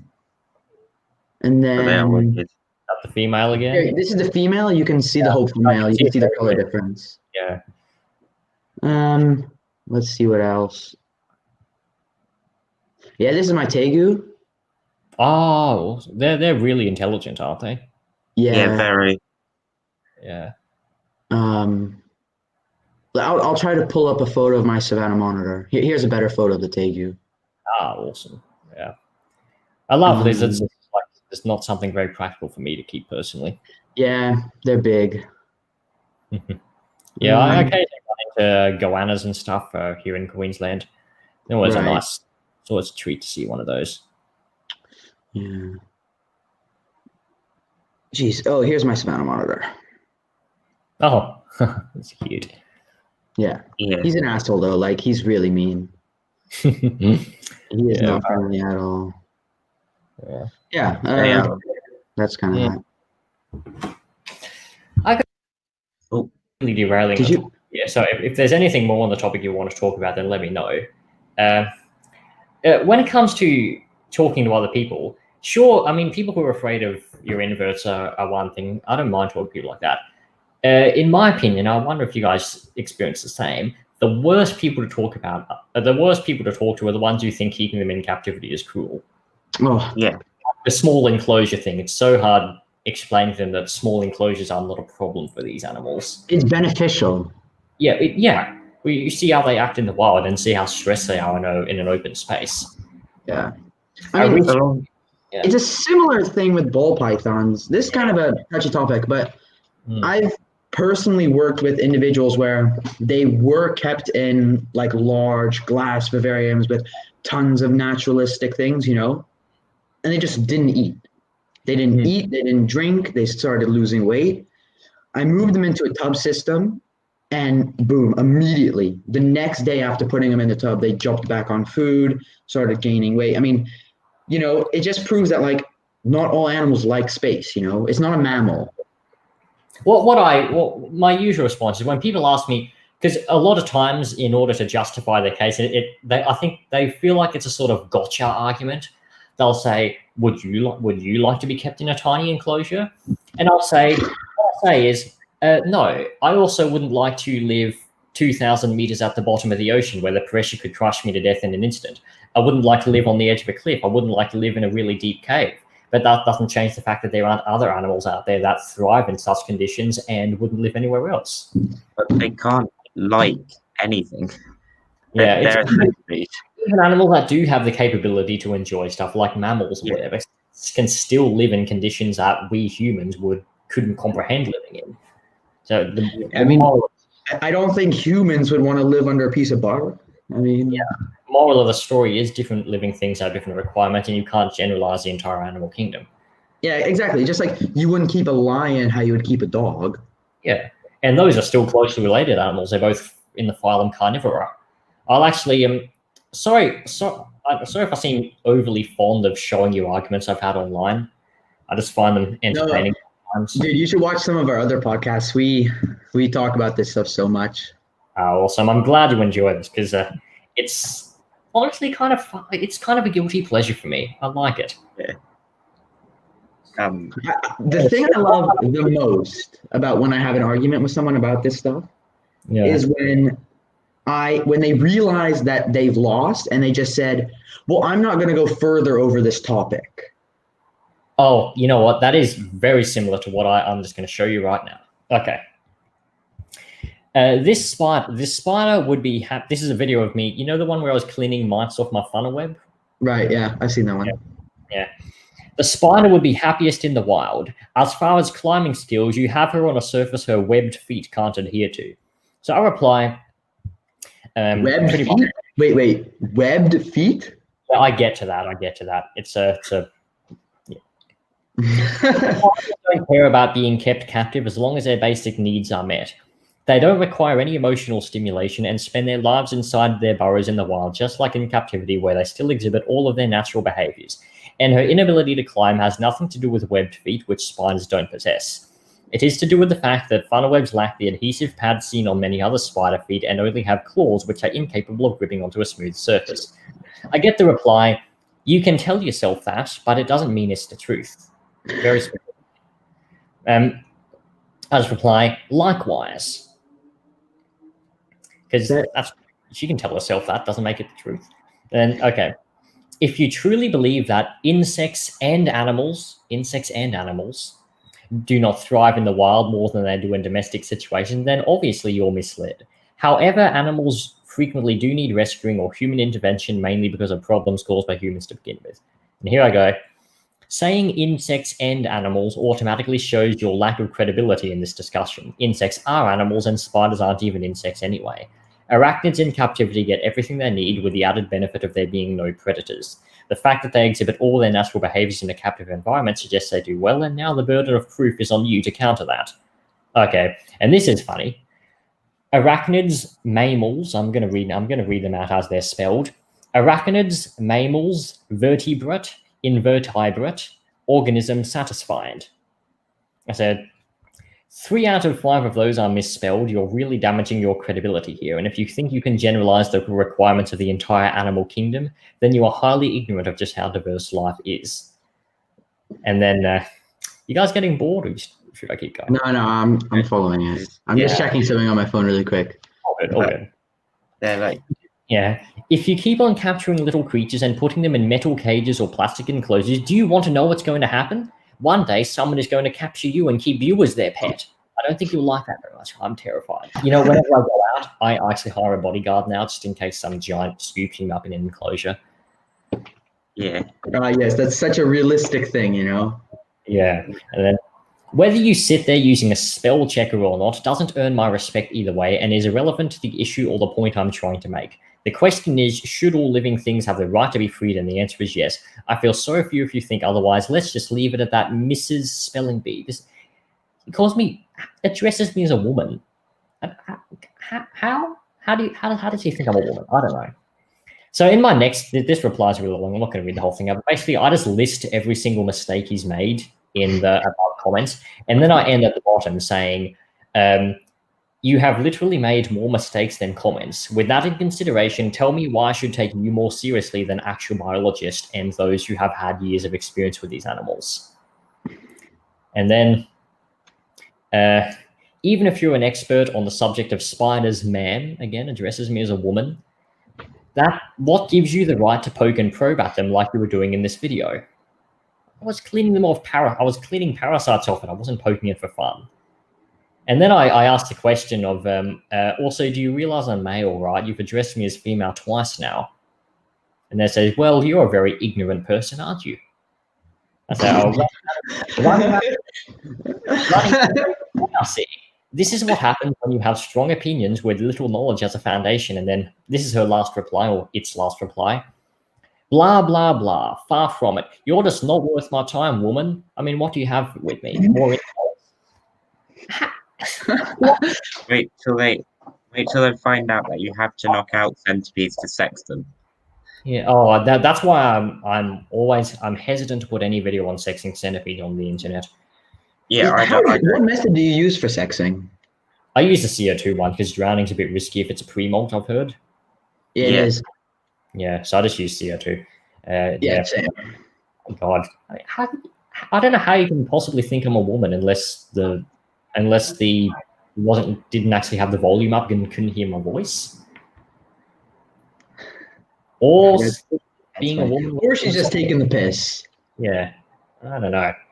That was one of the more entertaining ones. There was another guy who thankfully deleted all his comments. He got in a real big argument with me. He was he was comparing. Basically, what I was saying was the fact that centipedes will willingly lay eggs in captivity shows that they're fine with being kept captive. And he compared to chickens and factory farms laying eggs. And I mentioned it's two different things because centipedes only ever lay their eggs under optimal circumstances, because otherwise, because they can hold on to their eggs for years if the conditions are subpar. Right. And then after a few sort of back and forth, he just commented on nearly every video I wouldn't say nearly every video, maybe 10 of my most recent videos about how I'm a sicko, a psychopath, and how everyone should unsubscribe to me. And then I replied something like, okay, you obviously want some attention. Why don't we live stream a debate on the topic? And then every comment got deleted. So yeah, I can count that. I remember one conversation I had about someone saying about my spiders. Like this female the next day dropped an egg sac. It was perfect timing as well because they're like centipedes. They will not drop an egg sac unless it's optimal conditions. Yeah, and it seems to be a common theme with not only centipedes and spiders, scorpions, and that sort of thing as well. Yeah, and vinegarines, they need more than optimal pretty much. Vinegarine, yeah. Same goes for snails and stuff as well. Like whenever I want my snails to breed, I tend to take them outside during a storm. It's the only time I've ever seen them breed.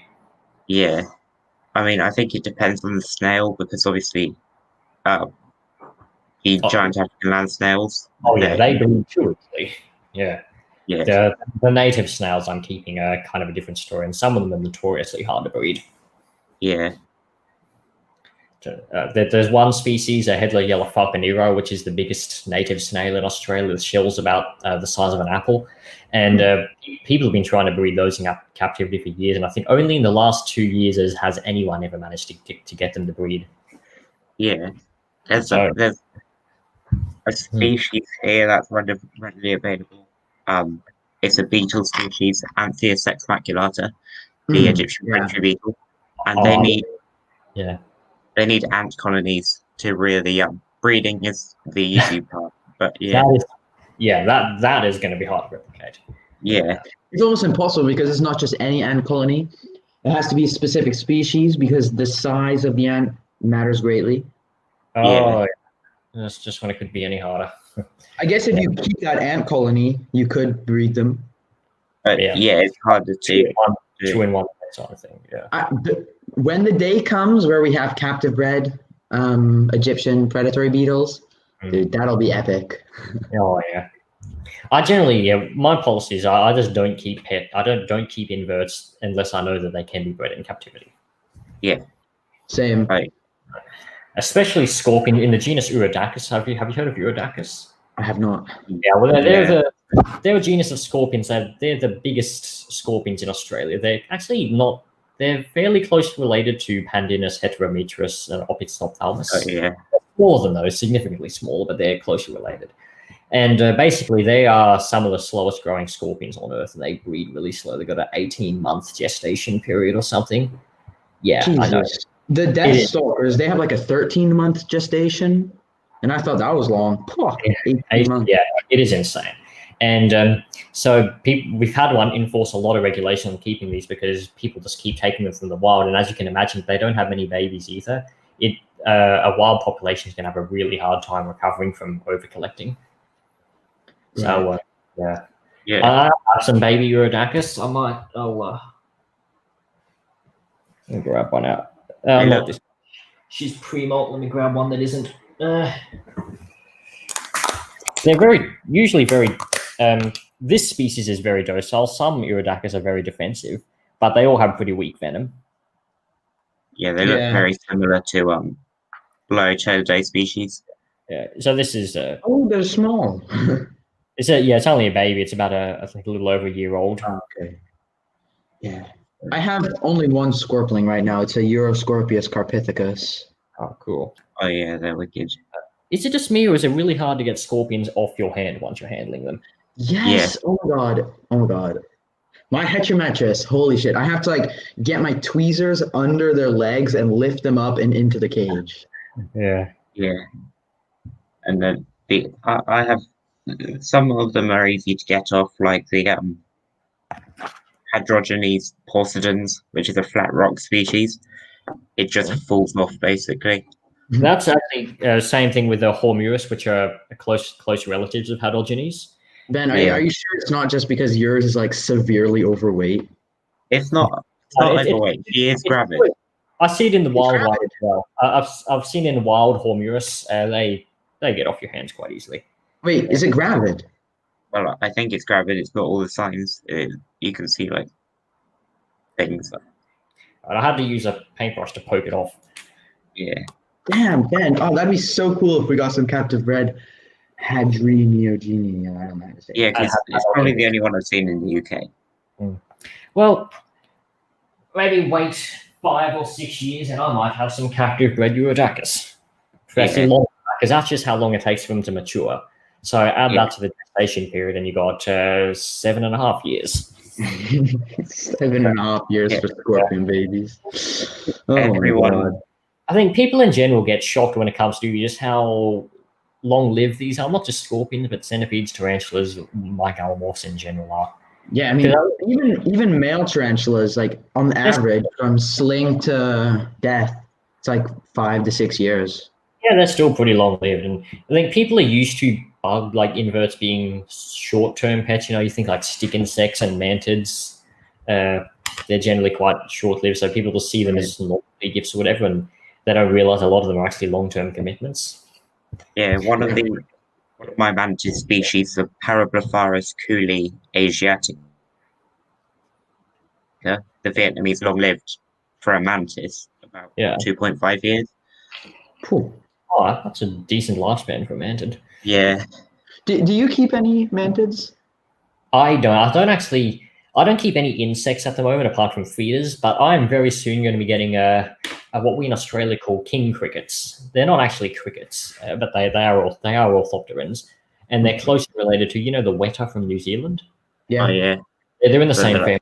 They're in the same family as those Anostostomatids. Okay. I'll dig up. So, is there any inverts in Australia that are not Australian native? Because there are some species in Europe and the States where they're Australian species, like carpet pythons, blue tongue skinks, and pink tongue skinks, yada yada yada. Yeah, there's for sure. I mean, the brown recluse spider, they're introduced here. Right. I know there's a bunch more. Off the top of my head, I can't name them, but I mean, we got a lot of the honeybee, European honeybee, Apis mellifera or something, I think it's called. Yeah, that's a hybrid. And, the feeder crickets that we use, Indian house cricket, they're introduced. We got a lot of introduced inverts. I can't name off the top of my head. Anyway, this is the king cricket I'm getting, Anostostoma opacum. Oh yeah, they're similar to what we get. They're similar to the Cosmoderus femoralis, which is what we can get in captivity. Oh, cool. Those are wicked. Going to be trying to get soon. I think the guy who's collecting it is heading up when it's raining, and it is raining now, so hopefully he collects some.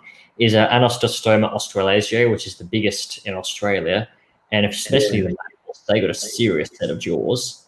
Do you have any Scolopendra species? Morsitans.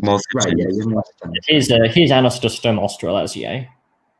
Oh, those are wicked. They're wicked. They got a 7. They got an 8 centimeter. Cool. I don't know why, but I really like katydids. Yeah, they're wicked. Speaking of katydids, I actually found a really cool looking one recently. I see these guys a lot at a little bushy area not far from where I live. So, oh, do you know what species? Yeah, it's Acrypeza reticulata. That's cool. They got a really cool threat display. This one was really placid and it wouldn't show off its threat display. But when I was in California, something we would find very often, and I really like these were cool for me to find, were I don't even know what they're actually called. I always called them potato bugs. I've heard Jerusalem crickets. Jerusalem crickets. Yeah, those are the ones. Yeah, this is the same Katie did. This is the threat pose. It's under their wings, these colors. Oh, that's I got stunning. this on Google because all the ones that I found were just so calm and placid that they just didn't show off. What are those called? The peacock spiders or peacock jumpers? Yeah, they're a type of jumping spider. Yeah, we get those. Yeah, those are Australian native, right? Yeah, they're Australian and those are so cool. Yeah, they're really tiny, like those. grain size. I've never seen them in real life. I don't think we have them this far north. Right. So, yeah, I would love to get one, but they're really hard to breed as well. Yeah. Yeah, jumping spiders, I like them and all that. I'm just a bit put off keeping them as pets because of their short lives. And because jumping spiders have such personality, you're bound to get attached to one. You know, I don't own any because I'm just not a big fan of small inverts. That is me as well. I mean, it's also when it comes to my baby centipedes, that's why I tend to feed them a lot to get them to grow fast, get them out of that juvenile. That I don't mind. I don't mind baby animals because I know they're gonna get big. Yeah. For me, like Ben knows this. For me, like I really don't like isopods. Yeah, I get that. Yeah. You know, I don't like, things like that. They don't interest me. I mean, jumping spiders, recluses. They're just not something I'd keep as a pet because it's just hard to see the feet. You know, just harder to observe. You know, the features aren't easy to notice. Especially jumpers, they need such large enclosures for like this half a centimeter animal. You know. Yeah, I got bitten by. They're a treat to encounter out in the wild. I get to always have fun trying to photograph them. Definitely. I mean, I don't want to make it seem like I don't like them. You know, I mean, I just want to keep them. Right. There's a difference between liking an animal and between not liking an animal and not wanting to keep one as a pet. I never want to keep. I never want to keep a great white shark as a pet, but that doesn't mean that doesn't change the fact I really like them. It'd be pretty badass to have like a ginormous aquarium in your wall with like a little shark swimming around. Come on, that would be cool. Yeah. Yeah. But let's be honest, that's probably the most impractical pet you could own. How much food you have to get for something like that. And space, can you imagine the filtration costs of a saltwater aquarium that big? Whew. Yeah, and the kind of thing we're eating. Yeah, no. I briefly had a freshwater. I wouldn't say briefly, but when I was in primary school, I had a big freshwater tank with a whole lot of native fish, and even that was just too much. Yeah. How much changing the filter all the time? Oh God, I think pets are something in my opinion, you keep pets to how to say it? To relax you, not to give you something more to worry about. Yeah. He says as he sits with a shelf of one of the most dangerous spiders on Earth behind him. So, in all fairness, funnel webs are just overrated as far as danger goes. Yeah.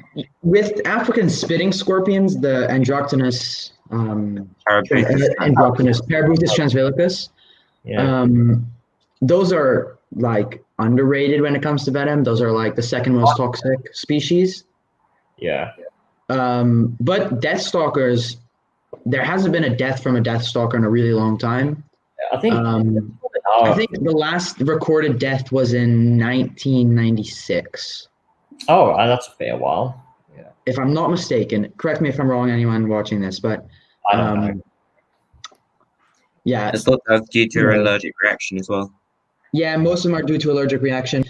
The thing with buthids, and the reason like why I feel comfortable keeping them at my age is like, if you're just not an idiot, you don't get stung. Like, exact deal with funnel webs. Because I think buthids can't climb like any other scorpion. No, exactly. It's not like a scorpion's gonna jump out and sting you midair and like, you know. Well, if I'm standing looking over the enclosure, chances are the scorpion doesn't even know I'm there. Same deal. So it's not. Yeah, I don't have a problem with. People always say, "Oh, you're so brave for owning a funnel web spider," and I'm like, "Hey, you guys have a huge dog that could rip your face off in your sleep, and you let her walk around free. Hey, I'm not brave." Are you saying a experienced keeper keeping a funnel web is less dangerous than the average person owning a big dog? Yeah. Yeah. At the end of the day, a funnel web's all it is just a fat spider that can't climb, and it's in a box. What harm can it do? I'd be more than comfortable with having all my funnel webs in a shelf right next to my bed. I'd be completely comfortable with that. Same. I don't. Their legs tapping it on the enclosure at night is surprisingly loud. But if we were to create like the ultimate like deathly scary invert, it would be like a Scolopendra galapagonensis with like the speed of a cheetah, with like the venom of like I don't even like a androgynous species. Yeah. Right. Size of a coconut crab. Size of a coconut crab, and then like the aggression of like a tiger. I was gonna say of a what? I was gonna say a tiger beetle, because those things are serious for their size. Those are gnarly. Or like the accuracy of a dragonfly, because if you don't know, dragonflies are probably the best hunter out there. And the eyesight of a mantis shrimp. But they don't follow the prey. They intercept it in the air. It's wicked. Yeah, that's insane. That would be the ultimate terrifying animal, and I'd still probably own it. I wouldn't say there's any inverts that I'm too scared to own. I mean, technically speaking, invertebrate also includes stuff like giant squid or whatever. Of course, I'd be too scared to own that. But I mean, bug wise, giant squids scare the shit out of me. I say when I said invert, because I mean they're invertebrates, so technically they're in the category. So. The ocean scares me. I don't blame you. The thing that could kill you in the ocean is just very, very much. Well, I don't get it. And the water itself, you don't even need an animal to kill you. You just need the water. Exactly. Everyone I've talked to that goes to Australia is worried about the spiders and stuff, and then they go and swim in the sea. Yeah, that just doesn't make sense to me, because you've got.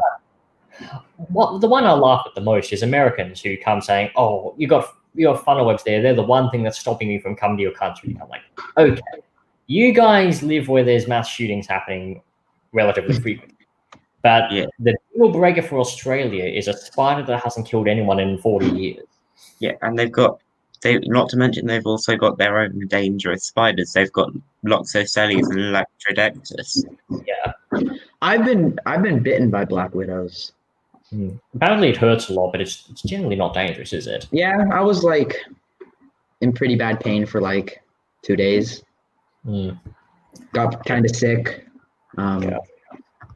It wasn't bad. It was definitely a bad bite. It was definitely uncomfortable, but yeah. I think generally pain's overrated. I don't want to sound like a tough guy. I want to be a tough guy, but I think pain is generally overrated. It definitely is. This is going to change the conversation a bit, but I think also within the invertebrate hobby, centipede keepers are seen as general like badasses, don't care about anything. Oh yeah, absolutely. But like, it's not any worse than keeping an old world. Well, old worlds can actually climb and jump in some cases. I would take your average centipede over Stromatopelma or what's Haplopelma. Oh, bro, Stromatopelmas. I want one so bad. Ben just got a mature female, right? Yeah, but like the even Poecilotheria, in their native range, they're called parachute spiders because of how they jump from trees. What are those spiders that make like that net that they throw over things and have those giant eyes? Dinopus. Yeah, Dinopus. Dude, those are so cool.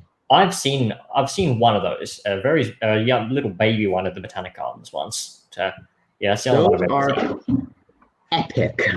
If I ever see one of those for sale, I'll get one. I think some people in Australia keep them. Not entirely sure. Problem with Australia is it's mostly just tarantulas. Those look kind of freaky, like with their giant eyes, the way they look at you. Yeah, it looks like there's something behind those eyes, you know. Exactly. They're looking right at you. Those have immense eyesight. Yeah. They do have really good night vision, apparently. Yeah. And I think that's the appeal to tree spiders for some people, is just visible eyes. It always helps, especially when dealing with arachnophobes. Oh yeah. when it comes to dealing, it's a complex thing with arachnophobia because the reasons people are scared of spiders can vary. Yeah. A lot of arachnophobes say they don't have a problem with tarantulas because they're just too big to be creepy crawlies. So yeah. Then on the other hand, I think if any of them had seen a stromatopelma when it gets ticked off, then I think that it'd make their phobia worse. Yeah. But on the other hand, another one that people seem to don't mind with a phobia is often they're just sitting there. They're not hunting spiders that wander around and make unpredictable movements or just sit in a web. And jumping spiders obviously as well. They always. Oh yeah, because they got the personality. They feel like an actual animal. And the thing is, they don't have those long legs here because it seems people don't like spiders with long hairy legs, and jumping spiders are just so stout and stocky. Jumping spiders are the only spiders I've been bitten by. Oh really? I've never been bitten by a spider in my life. Centipedes are definitely the invert I've been bitten the most by. Oh, absolutely. Same. I don't think I've been bitten by any other invert except for feeder crickets and mealworms that occasionally nip me when I'm bitten out. It's surprising how hard feeder crickets can bite. Crickets, yeah. That's why I'm being cautious. I told you I'm getting those king crickets soon. I'm being very cautious around those because apparently they can actually draw blood. Yeah.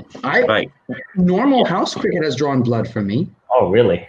Yeah. Yeah. I have weak skin, but then it's a no-brainer that the king crickets can do it. Yeah, and then there's the Cosmodus femoralis, which is the African armored cricket. Yeah, I've been bitten by one of those. It's not pretty whatsoever. That's the one that Jeremy had, no? Yeah. Yeah. Those are wicked. Those have like really cool armor on their carapace. Carapace? I don't know. Are they katydids, not crickets, from memory? There's the dragon-headed katydid, and then there's the African armored cricket. African armored. I feel like it's technically a katydid because I know the name. Yeah, they've got almost like sword-shaped ovipositors, so I'm pretty sure that means they're a katydid. Yeah, no, it is a katydid. Yeah. So, but it's all confusing because katydids, one of the common names for katydids in general is bush cricket. So yeah. But I think from what I gather, the true crickets are the family Grillidae, and then there's just a bunch of other orthopterans that are sometimes called crickets. Yeah.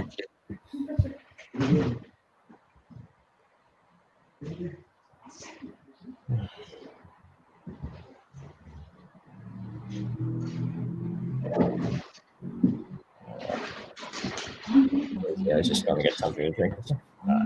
Yeah, but they are called the orthopterans, and I think they're generally overlooked when people keep invertebrates. Oh, they are. Orthopterans are something I've only just recently got an interest in, especially when I started looking into those king crickets. I never really cared much for orthopterans before, except for, of course, feeder crickets. But now I'm actually really keen to get my king crickets soon. Yeah, I would definitely be interested in keeping some of the more exotic, like katydids and crickets. Oh yeah, I really like the look of some of the more exotic ones. Even here in Australia, there's plenty of exotic ones that just aren't in captivity because no one bothers to catch or breed them or anything. Right. But yeah, there's plenty of cool ones out there. The only a pretty small niche, I don't know how many people would be interested in that stuff. So yeah. One downside with orthopterans is the noise. I don't mind the noise, but sometimes other people do. Yeah. In fact, when it came to feeder crickets, I've gotten so used to the sound of crickets that it gave me an advantage on school camp because I was pretty much the only guy who could sleep through the crickets easily.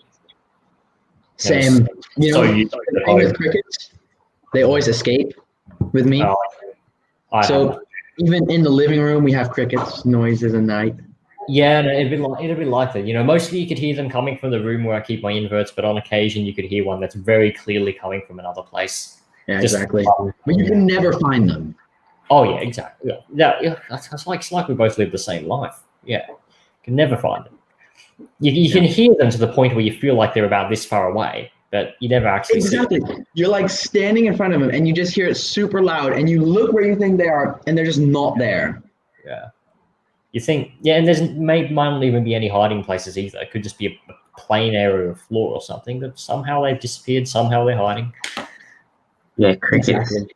It's like they're in the walls or some shit like that. Well, the chances are they are.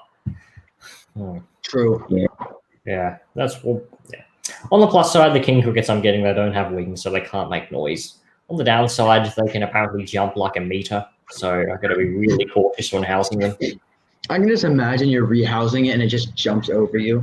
I'm gonna film it, the unboxing for sure. And if it involves a lot of profanity, I apologize in advance.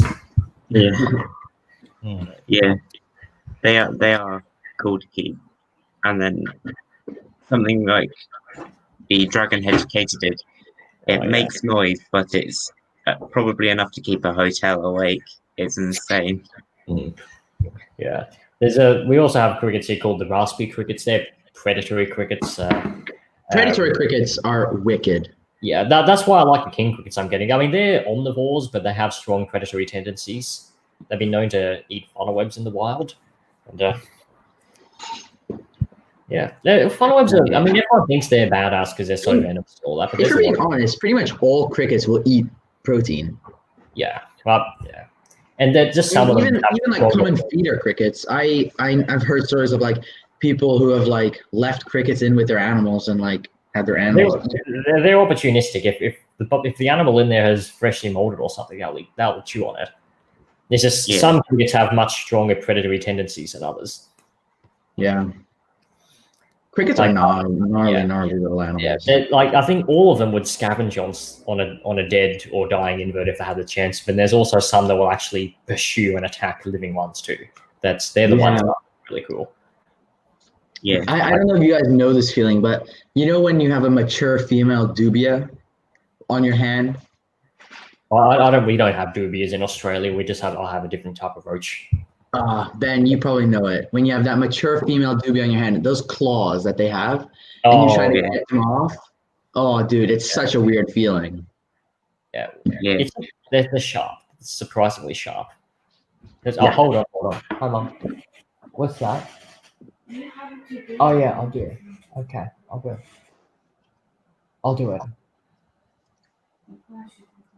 Okay. Yeah. I will. Okay.